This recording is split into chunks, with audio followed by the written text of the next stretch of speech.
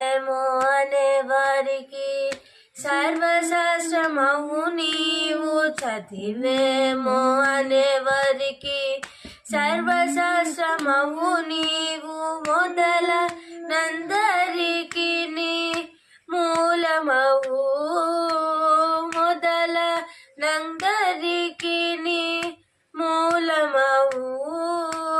కదసి శ్రీ వెంకటేశ గతి నాకైతే